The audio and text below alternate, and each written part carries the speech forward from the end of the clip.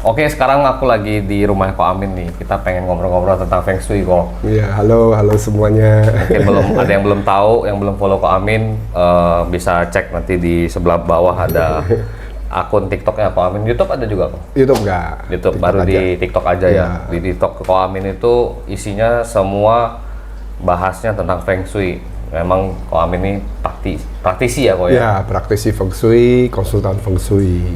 Ya, kalau dibilang ahli saya nggak mau karena yang lebih ahli banyak. Oke. Ya, senior saya banyak sekali. Yang pengen gue tanya kok kan, Ya. gue kan ketemu TikToknya Ko Amin ini kan memang pas lagi swipe juga, memang kita ada ketertarikan minat di situ, makanya masuk. Nah, yang pengen kita tanya ke Ko Amin, udah berapa lama kok jadi praktisi? Saya awalnya itu tahun 1999. Itu saya praktekkan untuk diri saya sendiri. Untuk rumah saya, karena Jadi rumah ini pakai Feng Shui dong? ini iya pasti dong, harus dong. Tapi kan Feng Shui nggak bisa 100% perfect ya. Jadi rumah saya yang dulu tuh ada di Jakarta Pusat. Nah itu kita selalu banyak masalah terus nih. Banyak masalah, terus rumah saya itu kena tusuk sate, belakangnya mengecil sekali dulu waktu lagi di Jakarta Pusat. Nah berangkat dari itulah saya pelajari, kenapa sih kita nggak pernah berbuat salah, sudah coba berbuat baik, kok selalu ada banyak masalah. Saya pelajari, ternyata, oh rupanya rumah ada pengaruhnya terhadap diri seseorang atau orang yang akan tinggal di rumah itu.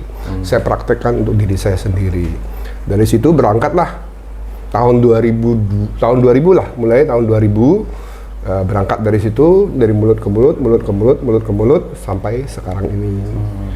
Jadi begitu saya mendapatkan ilmu yang namanya teori bintang terbang, dari situlah baru 100% saya praktek Feng Shui. Teori bintang terbang, wah Iya. menarik nih. Ini teorinya dapat dari atas turun ke bawah atau baca atau gimana sih? Nah, oke. Jadi ini balik lagi bahwa saya itu suka hobi membaca. Ya, hobi banget yang namanya baca buku. Yang nggak tahu anak-anak sekarang tuh kayaknya kalau membaca tuh susah banget ya. Tapi nggak apa-apa. Mungkin melalui konten ini kita ajak mereka supaya bisa membaca, karena anak-anak karena orang-orang yang punya profesi sampai sekarang bisa terkenal dan bisa bagus itu kan dari membaca. Jadi itu buku banyak. Dari versi bahasa Inggris, versi bahasa Indonesia, apalagi Indonesia sekarang sudah ada buku-buku itu. Nah, saya belajar dari situlah. Bukan turun dari langit, enggak. Bukan yang orang kan kadang-kadang ada yang bilang six sense. Iya. Ya, Kan Feng Shui bukan six sense. Kan Feng Shui itu identik belajar. Identik sama apa mistis ya, bener gak sih? Nah, itu dia. Kenapa saya bikin konten di TikTok? Dulu tuh sebelumnya banyak sekali nih ya customer saya, malahan saya mendorong mereka untuk jualan di online. Ada customer saya, ya saya nggak bisa sebutkan di sini ya, dan mereka sekarang maju di online, bahkan di TikTok tuh maju. Saya yang suruh mereka jualan di online, terus mereka ngomong, Ko Amin kenapa nggak konten aja? Dulu masih belum ada TikTok, itu yang namanya YouTube. Dan Instagram, saya nggak mau, saya bilang, karena Feng Shui ini nggak segampang itu untuk dijelaskan. Luas sekali Feng Shui ini. Nah, kenapa saya mau konten di TikTok?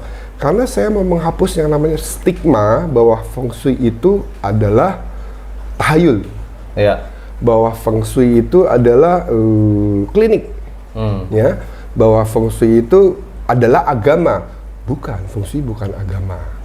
Jadi Feng Shui itu adalah ilmu yang dia pelajari untuk tata letak ruangan, tata letak bangunan, bahkan lebih luas lagi tata letak negara.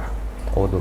Ya, kalau zaman dahulu tuh Feng Shui, zaman dahulu kalau saya bicara zaman dahulu tuh artinya zaman kerajaan ya, kerajaan di China.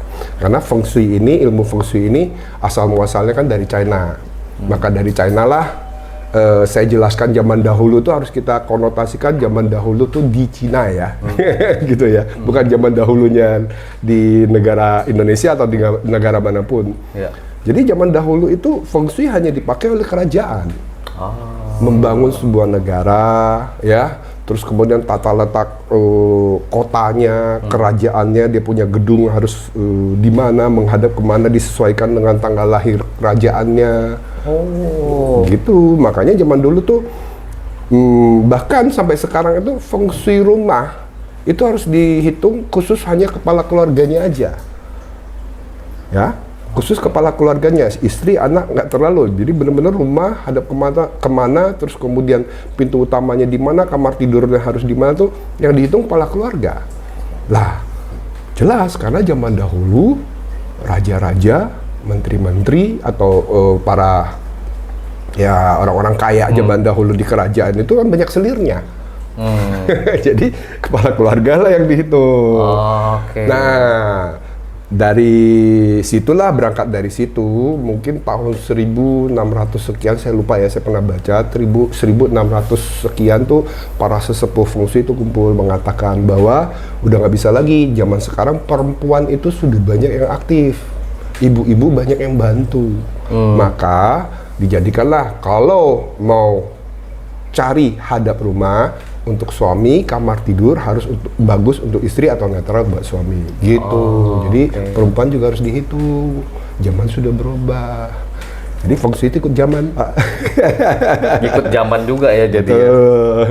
Nanti ada di konten-konten saya tentang mitos-mitos feng shui. Jadi saya akan bikin di konten ini, sekali lagi mohon maaf, bukan saya mau menyinggung orang-orang praktisi feng shui ataupun yang sudah sepuh, sudah terlanjur memakai banyak sekali cara-cara feng shui yang menurut saya bukan salah ya, dimitoskan.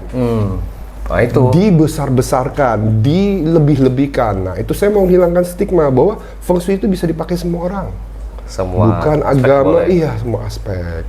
Tentu harus dilihat juga di mana dipakai. Misalnya Indonesia.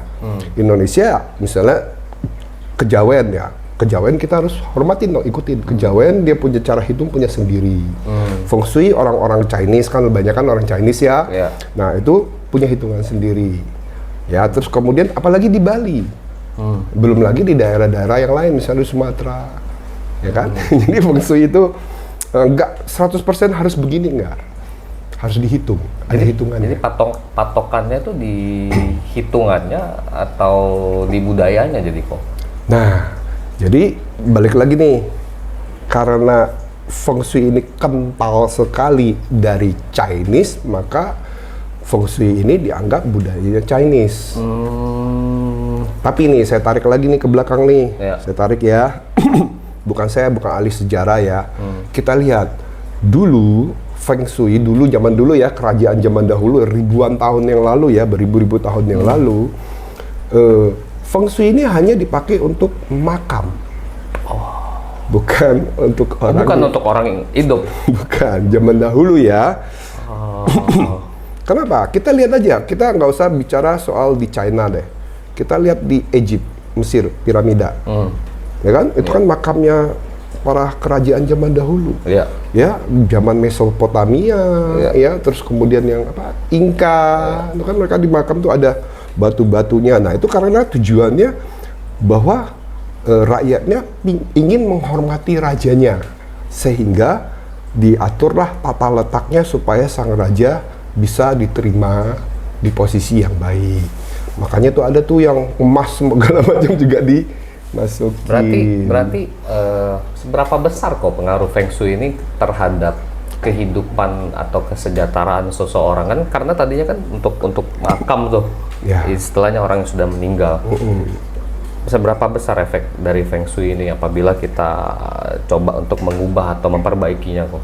Oke, yang tadi kan balik lagi sebelum saya jawab. Nah, setelah berjalannya beberapa kekaisaran, nah jatuhlah di kekaisaran yang namanya Kaisar Kuning di China. Itu terkenal sekali ya, Kaisar Kuning. Nah, pada saat Kaisar Kuning itu dikumpulkanlah semua orang-orang yang pintar, baik itu astronomi, ilmu perbintangan, bahkan matematika. Lihat ya, matematika itu dari Timur Tengah loh ya. Nah, itu benar. Kan di China kan ada yang namanya perdagangan zaman dahulu kan ya. Jalur Sutra dulu kan. Iya, Jalur Sutra mungkin setelah Kaisar Kuning malah. Oh. Jadi di China itu kan banyak sekali pendatang. Wah, kita nggak tahu nomad ya, perbatasan dengan Rusia segala itu semua siapapun yang ahli dikumpulkan untuk dijadikan sebuah kebudayaan, budaya menanam. Kapan harus menanam, ya kan? Di situ kan ada musimnya, orang yang ahli musim, ahli perbintangan, ahli pertanian, pertukangan, ahli besi, semua dikumpulkan jadi satu, dibikinlah sebuah kebijakan. Bahkan feng shui pun dimasukkan di sana. Kemudian penanggalan juga masuk di sana. Gitu. Nah, berjalan dengan waktu, karena dulu feng shui-nya makam, sekarang bisa diterapkan di orang hidup, yaitu perkotaan, negara. Kalau lebih kecil lagi, rumah, gitu loh. Karena feng shui ini nggak terlalu banyak yang bisa, ya, nggak terlalu banyak yang bisa. Terus berkembang terus ke zaman sampai sekarang ini, jadi campur aduk jadinya. Maaf ya, bukan saya sok. Zaman dulu ada orang yang bisa ahli feng shui, dia sekaligus bisa meramal. Sekaligus juga bisa mengobati, ya. Sekaligus juga bisa melihat wajah, baca, ya. Terus sekaligus juga bisa menghitung tanggal. Sehingga konotasinya ya bahwa orang bisa feng shui itu bisa semua itu. Tidak. Ilmu meramal, ya itu punya sendiri ilmunya. Ya, ramal kan macam-macam ya, baca garis tangan, lihat wajah, bisa juga pakai kartu, ya, bisa juga pakai tanggal lahir, bisa juga pakai nama, ya, bisa juga pakai koin, ya, lempar koin, banyak sekali, ya, bahkan akupuntur itu kan satu ajaran yang saya katakan di sini dari I Ching, Chingnya Taoism. Dari situlah berkembang, gitu loh. Jadi balik lagi, feng shui bukan peramal, tapi prediksi. Memprediksikan kalau seseorang yang tinggal di rumah tersebut, kalau posisi kamarnya di sini, kalau bentuknya begini, kurang lebih apa yang akan terjadi. Nah, saya jawab di situ tuh. Yang saya jawab kan tadi kan pertanyaannya, seberapa besar impact-nya feng shui terhadap seseorang. Betul. Nah, kita hidup kan tidak bisa hanya tentang rumah saja. Saya bagi 3 nih. Saya bagi 3 ya. Ada yang namanya alam semesta. Ada manusia. Manusia ini hidup di atas bumi. Benar kan? Nah, bumi, kalau kita, bumi ini terbagi lagi macam-macam. Ada arah mata angin, ada gunung, ada bukit, ya, ada sungai. Nah, orang tinggal di orang yang tinggal sebuah tempat yang di situ rawan banjir, bagus nggak? Nggak dong. Bahaya gitu kan.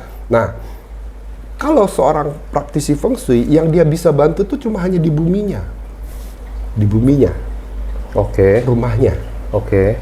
Itu saya anggap 33,3%. Terus ada lagi sosok manusianya. Manusia ini juga terbagi macam-macam. Orangnya rajin nggak, orangnya giat apa tidak, orang ini kan ada auranya kan, ada energinya juga manusianya. Ya, contoh misalnya orang konten si A konten nggak banyak viewer, begitu diganti si B kontennya banyak. Itu wajah hoki tuh, gue bilang tuh. Sempat cerita sama Ko Amin tuh, itu namanya wajah hoki. Jadi kita pernah tes berapa orang, ada yang 1 orang di satu akun yang sama. Ini banyak yang nonton gitu loh. Kayaknya ada wajah hoki atau apalah, aura. Nah, itu aura. Nah, manusia sendiri kan ada auranya. Bisa terpancar kok nyampe ke tempat handphonenya mereka. Ya, kita kan bisa lihat sekarang kan udah canggih ya handphonenya. Zaman dulu aja kita nonton TV yang belum digital, yang masih zaman dahulu, yang masih analog. Orang nyanyi aja bisa terpancar, kita ikut happy. Iya, benar. Ya, otomatis kan? Benar. Apalagi handphonenya sekarang sudah canggih, warnanya udah hampir kayak realitas gitu loh. Betul. Nah, itu nanti kita bahas deh tentang yang soal aura itu. Itu betul tuh. Ada lagi yang atas nih. Jadi kan tadi bumi, manusia, dan langit. Langit ini saya anggap adalah kosmik, alam semesta. Pada saat bulan-bulan tertentu kan ada terjadi musim hujan, musim kering. Kalau di Indonesia, kalau di negara lain ada summer, ya, autumn, ya kan, ada spring, ya kan, itu macam-macam itu mempengaruhi makhluk hidup yang ada di dalam bumi ini. Ya, bahkan gerhana bulan biasanya kadang-kadang ada daya tarik antara bumi sama bulan sama matahari. Gerhana itu biasanya terjadi gempa, ya, gunung meletus, ya memang ada daya tarik. Pasang surut, bulan tilem, bulan purnama, air pasang, air surut. Ya. Itu bumi berarti bulan aja udah mempengaruhi kita. Iya. Makhluk hidup, apalagi matahari. Betul. Nggak ada matahari kita nggak bisa hidup. Betul. Nah, matahari ini kan, bumi ini kan mengelilingi matahari. Iya. Betul? Ya, matahari dan planet-planet lainnya mengelilingi matahari yang lebih gede lagi. Saya nggak tahu namanya apa. Ya, itu namanya galaksi. Ya, sistem tata surya. Ya, galaksi, terus kemudian Bima Sakti. Nah, itu kan keliling. Itu semua rotasi. Jelas kita makhluk ini kita kecil sekali di bumi ini. Di universe ini sangat kecil sekali. Benar nggak? Nah, kalau bagi saya yang atas ini ya artinya itu adalah universe ini, itu bagi saya musim. Contoh, saya kasih contoh. Ada nih saya punya customer, ini kisah nyata Pak ya. Dalam 1 tahun mereka itu harus buka ratusan gerai di mall. Itu tahun 2019. 2019 sebelum itu ya. Ya, Pandemi. betul. Ternyata dia buka, feng shui-nya saya bantuin. Secara bumi, feng shui saya bantu. Nama, saya nggak boleh ngomongin nama. Nama dia punya F&B-nya itu sudah terkenal. Orang-orangnya anak mudanya jago-jago semua. Ya makanannya juga udah enak. Berarti secara manusia udah bagus loh. Iya. Ya, Iya. secara feng shui sudah saya bantu nih. Iya. Tiba-tiba pandemi. Nah ini musim nih. Oh. Pandemi. Feng shui nggak ada gunanya jadinya. Jadi nggak. Nggak ngefek dong. Mall tutup semua 3 tahun gimana coba? Oh iya. Musim toh? Iya. Nggak usah jauh-jauh lah. Feng shui saya sudah bantu. Terus kemudian manusianya sudah rajin berbuat baik, rajin berdoa, gesit ya. Semuanya sudah full nih. 33,3 terus 33,3 dia 60 sekian udah bagus. Tapi dia jualan pager. Pernah zaman dulu pager? Atau dia jual handphone yang masih tombol atau masih jual BlackBerry. Jalan nggak? Ya udah lewat musimnya, udah ya, trennya makanya, udah lewat. Nah itu tren penting gitu loh. Jadi nggak bisa 100% itu feng shui membuat orang jadi kaya, tidak. Tapi feng shui membuat orang jadi balance terhadap lingkungannya, iya. Saya jawab itu. Jadi praktisi feng shui tujuannya adalah membalancing. Menyeimbangkan jadi ya? Menyeimbangkan, ada yin sama yang. Oke. Nah itu nanti saya akan bahas di konten saya deh. Yin sama yang. Nah, ini menarik nih. Kita harus ulik lagi lebih lanjut kan. Tadi kita ngomongin aura. Aura kan artinya ada orang itu yang memang bisa terpancar auranya dengan baik. Ada juga yang nggak bisa dong pasti kok. Betul. Karena itu kan mempengaruhi 33,33%. Betul. Kalau Feng Shui kan tata letak. Ini kita anggap aja lah orang-orang yang lagi bikin konten ataupun live streaming. Ada nggak sih tata letak dia yang harus diarah kemana? Kiblatnya ke utara ke selatan Ya, jadi gini, itu biasanya itu seorang praktisi Feng Shui nggak bisa memberitahukannya hanya di buku atau di konten, itu nggak bisa. Seorang praktisi Feng Shui harus datang ke rumahnya, mengukur pakai kompas, lopan, terus ditanya tahun berapa rumahnya selesai dibangun, ya, terus kemudian tanggal lahirnya, terus kemudian ada angka-angkanya di dalam kotak losu. Nah, di situ baru lihat, oh kamu kontennya bagusnya di sini dan harus menghadap kemana. Nah, itu ada Qua number-nya. Oh, Qua number. Ini menarik nih, Qua number. Nah, dari situ bisa saya bantu, tetapi saya nggak menjamin. Contoh lah misalnya. Kan memang tugasnya menyeimbangkan. Betul. Contoh, seseorang lahir tahun sekian sampai tahun sekian, sionya sio monyet misalnya. Laki-laki kuanya 6, contoh ya. Perempuan kuanya adalah 1. Ya. Nah, kua itu terbagi lagi 1 sampai 9 nih. Seseorang kalau di Jawa weton ya. Tapi weton. Beda ya. Wetonnya Jawa sama kita ini dari Feng Shui itu berbeda. Nah, kua ini misalnya kua 1 ya, kua 1, 3, 4 sama 9 itu namanya orang-orang timur. Nah, orang-orang timur tuh artinya dia harus duduk di timur menghadap ke barat. Duduk di tenggara menghadap ke barat laut, duduk di utara hadap ke selatan, atau duduk di selatan hadap ke utara. Itu orang-orang timur. Bukan orang timurnya dunia ya, bukan. Timur dalam arti kata qua, number. Terus orang-orang barat tuh kalau qua numbernya adalah 6, terus kemudian 2, terus kemudian 8, terus kemudian 7. Oke. Ya, kita balik lagi lihat 2, ya. 6, 7, 8 itu qua barat. Nah, kalau qua barat itu berarti duduk di barat hadap ke timur. Oh, Ya. dapat nih, baru dapat Atau nih. duduk barat daya hadap ke timur laut. Atau duduk di timur laut hadap ke barat daya. Atau duduk di barat laut hadap ke tenggara. Gitu. Perbedaannya di situ. Cuma balik lagi kalau seandainya nanti saya akan bikin kontennya bahwa menghitung qua itu bagaimana. Nah, itu butuh tuh kan. Jadi biar kita nggak salah kiblat kok. Ya, terus kemudian saat konten harus hadap kemana. Tapi sekali lagi, nggak bisa 100% bisa membantu. Tergantung dia kontennya, latar belakangnya harus bagus, terus dia punya barang harus dipercaya, orang suka. Balik lagi, aura seseorang itu kalau pada saat konten tuh gimana. Kalau lagi happy kan orang lihatnya juga happy. Kelihatan. Kalau lagi marah, oh. Tapi lucu loh, ada yang konten lagi marah-marah rame. Emotionally connect-nya nyampe kok jadinya. Jadi kalau misalnya dia, ini kan tadi bicara tentang qua number. Qua number ada terbagi 2 kategori, orang barat sama orang timur. Betul. Ada cocok-cocokannya juga nggak sih kok? Maksudnya kadang kan orang kan ada yang unsurnya api kayak logam, kayak dia misalnya jualannya jualan baju, ternyata dia cocoknya misalnya jualan panci, misalnya yang unsurnya logam. Ada hubungannya juga. Oke, banyak yang nanya lagi, Pak Amin, ya saya ya, saya cocoknya bidang apa? Nah sekali lagi, itu bukan feng shui. Oh. Itu ada ilmunya lagi, namanya 4 pilar. Tapi berhubungan sama feng shui? Ada korelasinya dong, ada pasti. korelasinya. Itu namanya Pakse. Oke. Atau 4 pilar. Ya, 4 pilar itu menghitung seseorang tanggal lahirnya, tanggal berapa, bulan berapa, tahun berapa, jam berapa. Dari pilar itu ada pilar langit, terus kemudian pilar bumi itu digabung-gabungkan sehingga unsurnya lebih banyak apa.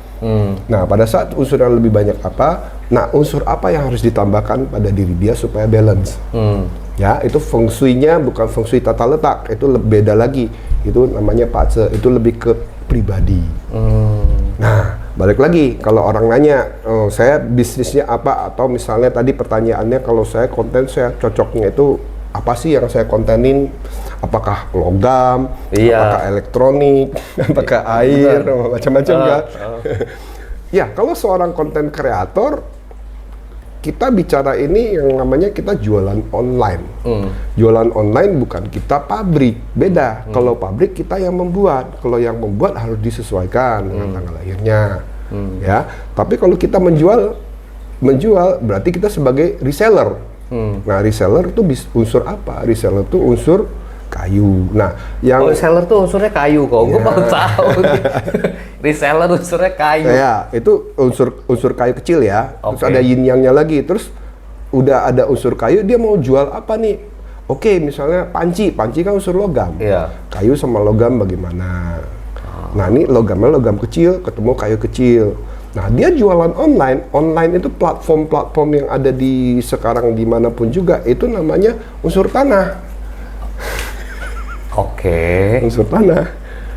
Ya, software itu unsur tanah. Ternyata software, marketplace, online itu ada unsurnya juga. Ya. Menarik ini. Dalam. Ya, tapi itu bukan bidangnya saya.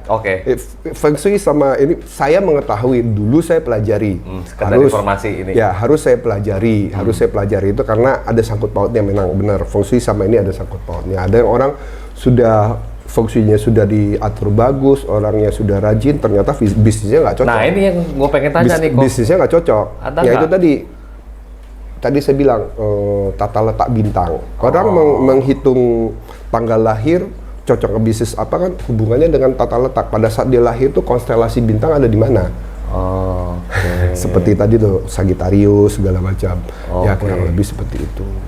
Jadi ada nggak kok orang yang udah segala macam lah dia coba perbaiki, mulai dari feng shui, dan lain-lain, tadi Pace, 4 pilar, masih tetap juga nggak berhasil kok. Nah, Ini apa nih faktornya? saya minum dulu nih, pertanyaannya dalam sekali nih. Jadi gini, nah ada lagi nih, ini lebih dalam lagi ya. Jadi itu apa bedanya takdir sama nasib? Ada beda nggak takdir sama nasib? Takdir, kalau takdir ini kalau nggak salah nggak bisa diubah. Kalau nasib masih bisa dirubah. Nah, ini bagus sekali, benar. Jadi takdir, contoh misalnya takdir itu kurang lebih adalah lahir, tua, sakit, mati. Itu sudah takdir. Nggak bisa dihindari bagi makhluk hidup, apalagi manusia. Ini takdir nih. Ya, takdir jadi laki-laki atau jadi perempuan itu udah ditakdirkan. Nggak bisa milih. Nggak bisa milih kan? Terus kemudian takdir lahir dari orang tua siapa, orang tua kita siapa itu udah takdir. Iya, nggak bisa milih juga. Gue pengen lahir di tempatnya Bill Gates juga nggak bisa milih. Nah, kalau nasib, nasib ini kita bisa rubah. Makanya praktisi feng shui membantu sininya. Di posisi nasibnya. Betul. Nah, jadi lagi ada takdir nih. Orang sudah diatur feng shui-nya sudah bagus, kemudian dia sudah kerja baik, terus usaha sana sini. Nah, itu takdir itu juga sama dengan masa. Waktu. Waktu ini adalah timing ya? Ya, waktu ini adalah energi yang tidak kelihatan tapi ada, dan waktu ini sudah kuno. Ibaratnya sebelum terjadinya tata surya semua ini ada yang namanya waktu baru terjadi. Gitu. Nah, di situ kalau di Pace tadi 4 pilar itu ada hitungannya. Kapan dia naik, kapan dia turun itu ada. Manusia itu gini. Oh, naik turun ya, fluktuatif ya. Kayak saham aja udah fluktuatif. Ya, sama kayak sinar UV, gelombang, suara, energi itu. Nggak ada yang begitu, nggak ada, kecuali laser. Itu pun ada gelombangnya. Masih ada tetap. Kalau di Zoom masih ada tetap gelombangnya tuh kok. Nah. Ada naik, ada turunnya, ada naik, ada turun. Ya, tapi kalau yang saya pelajari, justru kita harus mempunyai pengalaman buruk atau mendapatkan masalah baru kita jadi belajar. Iya. Betul. Ya, saya rasa sih Pak Riki juga kan banyak sekali dulu gagalnya ya. Iya. Baru bisa seperti sekarang. Jadi dari kegagalan itulah baru bisa jadi maju. Karena kalau kita nggak pernah ngerasain gagal, bukan kitanya jadi nggak bisa nggak bisa maju. Betul. Karena memang ilmu kita yang di-upgrade pada saat kita gagal. Jadi ketemu lagi yang seperti itu udah tahu, oh ini yang kayak gini udah ngerti gitu loh. Sama kayak main game, kalah level 1 kurang ulang lagi sampai bisa levelnya naik. Sama hidup itu seperti itu. Benar, naik karena kita udah pernah ini sudah tahu nih pokoknya main game kalau musuhnya ini kita pakai skillnya ini gitu loh. Strateginya gimana? Harus belajar. Ya sama seperti Anda yang misalnya lihat video ini. Kalau ada gagal-gagal, nggak usah khawatir. Terus, justru kegagalan tuh cari tahu bagaimana Anda gagal, kenapa Anda gagal. Nah, dari situlah Anda belajar. Nah, tadi kan ada nih takdir, balik lagi ya. Terus kemudian nasib. Nah, di sini ada yang namanya karma. Kalau di Buddhis ada yang nama karma. Kalau di hukum saintis ada yang namanya sebab akibat. Tadi kan korelasinya dengan gagal terus bisa maju kan, sebab dia gagal makanya dia maju. Tapi ada loh orang yang dia nggak pernah gagal maju terus. Ada. Itu karena apa? Nah, ini menarik nih. Nah, itu di atasnya tadi bahwa dia ditakdirkan jadi orang ditakdirkan hidup di lingkungan yang membuat dia jadi lebih baik. Gitu. Makanya kalau kita vibe-nya, kalau ketemu sama orang vibe-nya harus yang positif, baru kita dapat positifnya, negatif tinggalin. Ini menarik nih. Jadi kalau misalnya orang itu ditakdirkan untuk memang seperti itu, artinya sampai mati pun dia bakal seperti itu, atau ada yang mempengaruhi nggak di nasib di tengah gitu loh? Saya percaya ada yang namanya Tuhan. Gitu. Tuhan yang maha besar yang menciptakan kita itu adalah Tuhan. Tikong kalau orang Chinese bilang itu Tikong, Tian Akung. Langit ya? Ya, sang pencipta kita. Ya ini lebih dalam lagi bukan agama ya. seseorang dilahirkan atau apapun yang ada di universe itu ada manfaatnya. Oke. Nah, tadi pertanyaan adalah kenapa kok orang sudah usaha nggak bisa terus? Nah itu cari tahu lah, kamu bermanfaat buat apa? Bahkan tukang sapu pun yang di jalanan, meskipun dia kerja jadi sapu, itu manfaatnya besar bagi orang banyak. Betul. Benar nggak? Masing-masing punya posisi Iya sendiri. dong, masa semua orang kaya semua, nanti yang kerja siapa? Nggak ada. Nah makanya, nanti semua orang miskin semua, nanti yang kasih uang siapa? Itu sudah namanya takdir. Jadi artinya dia posisinya, oke, ada yang tukang sapu nasibnya baik loh. Oke. Ada yang tukang jadi presiden nasibnya jelek loh. Oke. Jadi benar juga tuh. Jadi mindsetnya mau kemana? Jadi nasib ini balik lagi ke kita, mindset. Kita bersyukur apa tidak, gitu loh. Maaf ya, saya nggak ngerti agama, tapi saya mempelajari ini untuk saya praktekkan di Feng Shui, untuk saya praktekkan di kehidupan saya dengan keluarga dan teman-teman. Nah ini kebetulan ada teman saya nih. Oke. Dia ini mungkin butuh sedikit dikulik sedikit. Berarti nanti pribadi dong. Boleh lah kok, ini teman baik Siap, saya. Boleh sedikit siap. dikulik. Nanti kan kalau udah tahu kulikannya sedikit biar seimbang, balance. Siap, asal diajak saya ke Korea aja nanti. Oh harus. Jadi gua sih pengennya yang tadi Ko Amin bilang yang Qua Number itu sih menarik banget sih. Kita tunggu ya nanti ya. Siap. Dari Ko Amin ya Qua Numbernya kayak gimana supaya teman-teman yang nonton video ini juga ya minimal bisa balancing lah ya. Kita nggak ngomong sampai 100% lu pasti bakalan berhasil, nggak gitu kan kok. Kita ngomongnya ya minimal lu bisa balance roda kehidupannya supaya bisa seimbang. Betul. Oke. Kalau gitu thank you Ko Amin. Kita tunggu Qua Numbernya. Jadi nanti jangan lupa follow TikToknya Ko Amin. Ya, ada closing statement boleh nggak nih? Boleh, silakan kok closing statement. Closing statement. Jadi artinya gini, orang tanya, ini ada di konten saya nih, Amin ini bukan ahli Feng Shui. Ya, memang saya bukan ahli Feng Shui. Ya, bukan ahli Feng Shui. Yang lebih ahli daripada saya itu banyak.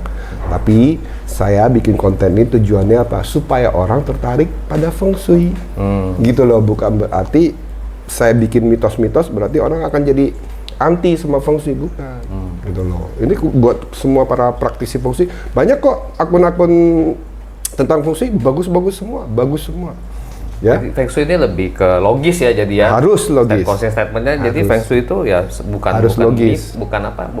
bukan mistik ya.